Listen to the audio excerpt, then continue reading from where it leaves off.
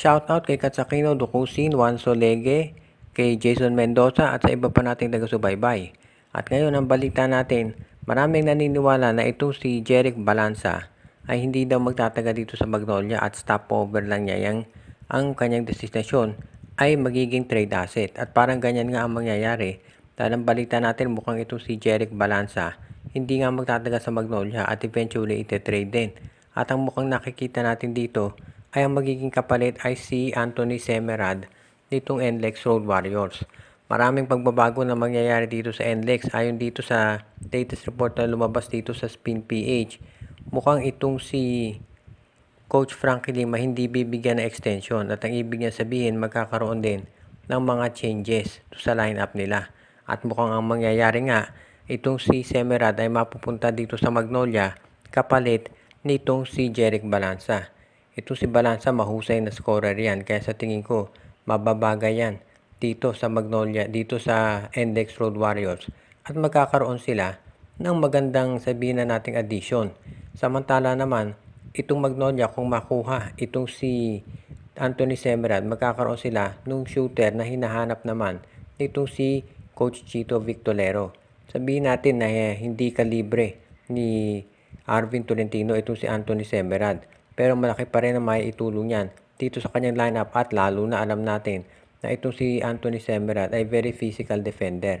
Kaya iyan ang magiging magandang addition dito sa Magnolia. At kung si Jeric Balanza lang naman ang kapalit, hindi masyadong mawawalan sila ng sabihin na nating mga assets at meron pa silang ibang makukuha. Sa ngayon, itong Magnolia ay magre-rebuild yan. Kaya kahit sa MVP group ay handa sila makipag-transaction. Kaya sa tingin ko magiging magandang addition itong si Anthony Semerad kay Coach Chito Victolero. Sinabi ni Arvin Tolentino na hindi pa siya binibigyan ng contract extension nitong Northport Batangier. At medyo nakagugulat yan dahil alam natin na ito si Arvin Tolentino ang top player ng Northport. At usually sa PBA yung mga top players ay hindi binibigyan agad ng mga contract extension para nga hindi sila mag-entertain ng mga offers mula sa ibang koponan.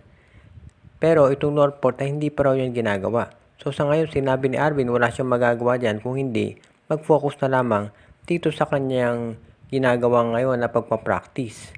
So asahan natin na itong Northport Batangier ay dapat magbigay ng offer dyan. Pero kung hindi siya magbibigay, makikita natin dito na isa yung senyales na baka nga i-trade na to si Tolentino sa Barangay Ginebra.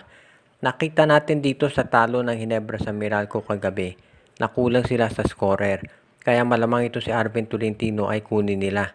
Itong si Jamie Malonzo pala ay ooperahan pa. At ito si Jeremiah Gray, ACL yan. So matagal bago makarecover. Si Aljon Mariano may bone spurs. So ibig sabihin kulang talaga sa tao ang Ginebra. So ngayon dyan sila kukuha sa Northport at Terra Firma para magpalakas ng lineup. Kaya nakita natin dito kung ano ang gagawin ng Northport. At kung bakit hindi nila binibigyan ng extension si Arvin. Dahil alam nila dito kukuha ng player ang Ginebra para palakasin yung lineup nila. Sa ngayon, itong Barangay Ginebra, sabihin na natin na nagkamali sa pag-trade kay Arvin Tolentino, pati dito kay Happy Gomez de Leaño. So ngayon, gusto nilang bawiin yung mga players na pinang-trade nila. Kaya tignan natin kung itong Terra Firma at Northport ay ibibigay ang mga nabanggit. Alam din natin na itong Barangay Ginebra, gusto ring makuha si Stephen Holt. So, hindi na rin nakapagtataka kung ibigay din niya ng Terra Firma. Sa ngayon, ito si Arvin Tolentino, hindi pa niya masabi kung kailan siya bibigyan extension ng Northport. Pero malamang sa ibang team na yan maglaro.